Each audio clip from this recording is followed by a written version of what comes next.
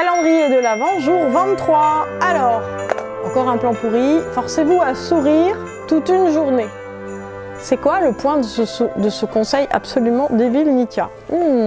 Attendez, c'est très compliqué. Je ne suis pas sûre que la première chose que vous fassiez en vous réveillant, ça soit de sourire.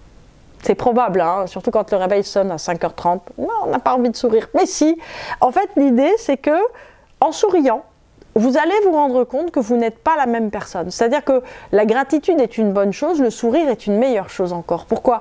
Parce que c'est impossible de sourire si vous n'avez pas de gratitude. C'est-à-dire que le fait de sourire arrange les conflits, calme, enlève la colère, permet éventuellement de chanter. En fait, le fait de sourire change votre état d'esprit.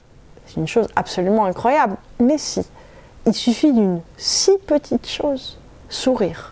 Tout simplement. Alors, pour ce gradus, je vais vous proposer de sourire toute la journée. Mais c'est vraiment horrible en fait, parce que ça veut dire qu'à chaque fois que vous parlez à quelqu'un, qu'à chaque fois que vous êtes au téléphone avec quelqu'un, qu'à chaque fois que vous faites quelque chose, même la vaisselle, ça doit vous faire sourire. Ça doit en fait vous rappeler que vous devez entamer une activité, entamer une discussion, être avec quelqu'un en souriant tout le temps, tout le temps, tout le temps. Bon, alors, ce qui est très intéressant avec ce genre de choses, si on se force vraiment à le faire toute une journée, c'est qu'est-ce que ça suscite en vous? En fait, qu'est-ce que ça suscite en vous? On va parler surtout des résistances. Quelles sont les résistances que ça fait venir en vous? Ça, c'est quelque chose que, j'allais dire, je conseille assez souvent, et les résistances sont une chose absolument incroyable, j'allais dire, à rencontrer. Il y a des tas de gens qui sont de plus en plus énervés. Ils me disent je souris, mais je veux tuer. Oui, c'est clair. En fait, l'idée, c'est qu'on a pris l'habitude d'être extrêmement négatif dans nos vies. C'est-à-dire qu'on dit « Oh, encore ça, c'est terrible, etc. » Et en fait, l'idée, c'est aussi un dialogue. C'est-à-dire que si l'univers, il vous fait casser une bouteille d'huile, puis met le chat à patouiller dedans, en fait, la bonne réaction, c'est d'éclater de rire, c'est pas de hurler au chat, parce que si vous hurlez, vous savez quoi, le chat, il va cavaler dans toute la maison et mettre de l'huile partout. Donc ça m'est pas arrivé. C'est pas une bonne idée. En fait, l'idée, c'est que quand on sourit, on change notre état d'esprit, on change notre manière d'être, on change en fait complètement la programmation qu'on a dans nos réactions devant les choses. Donc, si vous êtes de plus en plus énervé, ça veut dire que vous passez à l'univers le message de bienvenue à toi, nouvelle emmerde. Voilà, c'est ça en fait. Quand on est comme ça, en fait, ce qui se passe, c'est que l'univers se dit « Ah bah il n'est pas de bonne humeur, ah bah attends, on va lui donner une raison en fait. Hein. » Ils ne sont pas méchants les anges, mais ils sont un peu taquins parfois et on les comprend, on est des vrais boulets. Hein. Donc, ce qui veut dire, si vous voulez, que en gros, quelqu'un qui sourit, je dis « Oh, il est mignon, il sourit, attends, on va l'aider. » Et c'est très important de voir que, en tout cas dans notre attitude dans la vie, notre attitude, si vous voulez, va susciter une réponse dans le cours des événements, dans les choses. Quelqu'un vous bouscule, vous souriez. Au lieu de dire « Oh, attention, tu m'as heurté, dame !» Non, ce n'est pas la bonne réaction, en fait. Ça paraît assez évident, sauf que on ne le fait pas, notamment, par exemple, en voiture. C'est-à-dire qu'on a plutôt tendance à appeler des noms d'oiseaux les gens, plutôt que de dire « Mais c'est pas grave, je vous en prie, passez. » Et quand vous avez quelqu'un qui sourit, en fait, c'est tout de suite plus agréable. Donc, si vous êtes plus énervé, ça veut dire quoi? Ça veut dire que vous souhaitez en fait que l'univers vous envoie des emmerdes pour vous justifier du fait que vous êtes vraiment de mauvaise humeur à cause de votre vie. À cause du fait que le frigidaire a planté, que le lave-vaisselle ne lave pas, c'est insupportable, etc. etc. Bah, le lave-vaisselle ne lave pas, on peut relativiser. Vous savez, il y a 50 ans, il n'y avait pas de lave-vaisselle, donc on lavait à la main, c'est tout. Hein. Lave-vaisselle ne lave pas, c'est pas très grave. En fait, j'allais dire, voilà, c'est pas très grave, c'est ça qu'il faut vous dire, et de toute façon, ça ne vaut pas le fait de perdre le sourire. Ça, c'est sûr que c'est important. Il y a des choses qui sont graves.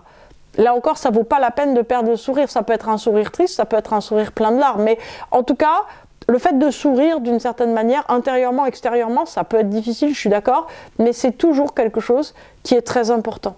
C'est-à-dire qu'en fait, ça signifie que vous êtes intéressé. Alors après, vous pouvez être en train de travailler et vous n'allez pas sourire tout le temps parce qu'autrement on va penser que vous êtes un peu bête. Mais en fait, quand on est vraiment passionné, on a un sourire aussi sur le visage pour quelque chose. On aime ce qu'on fait. Plus vous aimerez ce que vous faites, plus ça vous semblera intéressant et passionnant. Une des bonnes choses d'ailleurs pour savoir si vraiment on est si mal que ça, c'est de se forcer à aimer, forcer un petit peu, à aimer ce qu'on a à faire, à arrêter de penser qu'on peut arrêter les choses, etc. Bah, elles sont peut-être juste à faire, tout simplement. Donc, que vous les aimiez ou pas, ne change rien. Je me rappelle une réplique dans un film qui m'avait beaucoup fait rire, c'est un film qui a des années, qui s'appelle L'ours et la poupée, avec, je crois, Jean-Pierre Cassel et Brigitte Bardot.